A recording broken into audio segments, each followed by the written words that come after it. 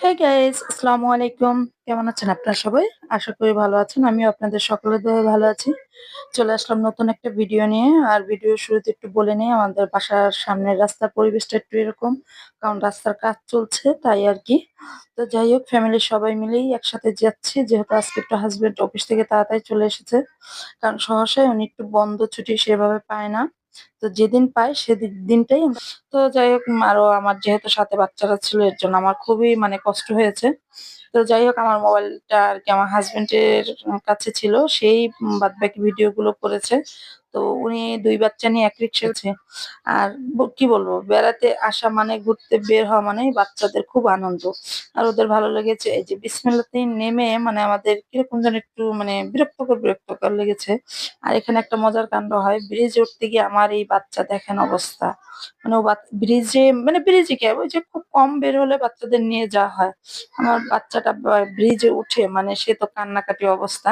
ওর বাবা তো হাসতে হাসতে শেষ। আর আমারও খারাপ লাগছে যে যেহেতু ধরেছে তুমি হেঁটে যাও না, সে কান্নাকাটি অবস্থা। যাই হোক, সবাই মিলে ব্রিজে উঠে তারপর নেমে যাচ্ছে। হাঁটবেন সেই মানে সিস্টেমটাও নাই, সেই জায়গাটাও নাই।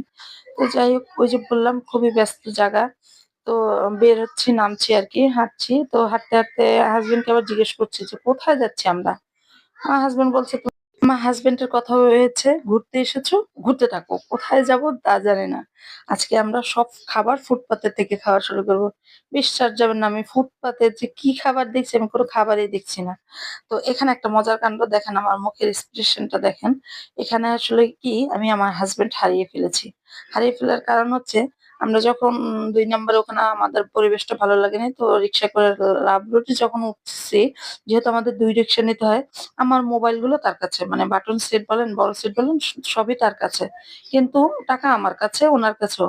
এখন বিষয় হচ্ছে উনাকে আমি খুঁজে পাচ্ছি না। না পাওয়াতে আমি এখানে রিক্সা থামিয়ে এই দোকানের আপু আর ভাইয়া ছিল, ওনারা নিশ্চয়ই হাসব্যান্ড ওয়াইফ ছিল।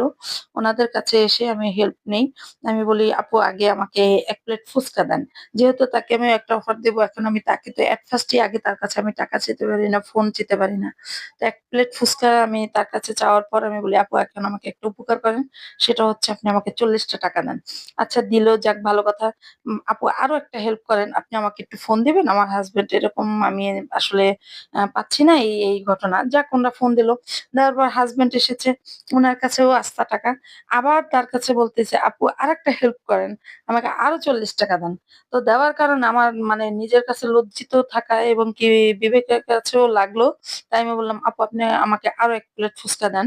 তো যাই হোক, উনারা খুবই ভালো ছিল আমাকে এরকমভাবে হেল্প করার জন্য। কারণ এখন বর্তমান এমন অবস্থা, দেশের পরিস্থিতি, কেউ কাউকে যে একটা ফোন দিয়ে হেল্প করবে সেই বিশ্বাসটাও কারো কাছে থাকে না। তো যাই হোক, আমি আমার দিক থেকে বলব আমার খুবই ভয় লেগেছে, খারাপও লেগেছে।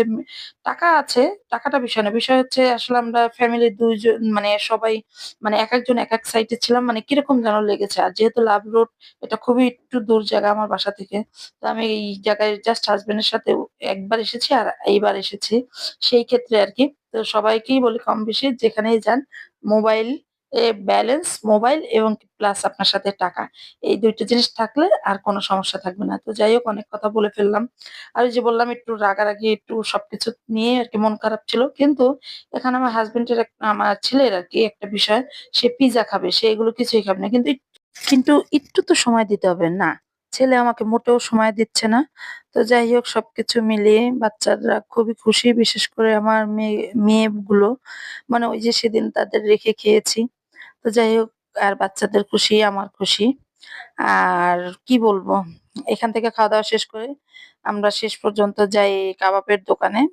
আসলে এই দোকানটার নাম আমার মানে দোকান না, এটা আসলে রেস্টুরেন্টই বলা যায়। আমি এখানে এর আগেরবারও এসে খেয়েছি।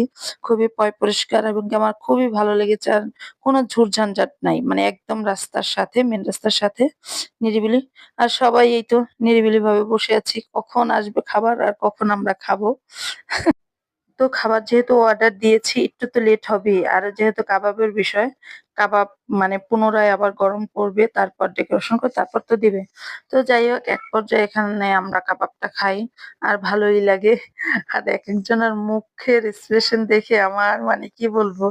এমনিতে তখন তো হাসি পেয়েছে এবং কি বাসায় যখন আমি কথা বলছি তখনও আমার হাসি পাচ্ছিল। যে একেকজনের সামনে মানে তারা অবশ্য আমরা সবাই কিন্তু তখন কম বেশি মোটামুটি একটু ক্ষুধার্তই ছিলাম। যেহেতু আমরা বিকাল দিকে বের হয়েছি। আর এই যে আমার ছেলের তার পিজ্জা খেতেই হবে। যাই হোক এক পর্যায়ে আমাদের খাবার চলেই এসেছে। আর খাবারগুলো খুব টেস্টি ছিল। বললাম না যে ওনাদের এখানকার খাবার বলেন, ডেকোরেশন, আশপাশ সবই সুন্দর পরিষ্কার ছিল। শুধু যেহেতু এখানেই খাবো না, আরো বেশ কয়েক জায়গায় যাবো।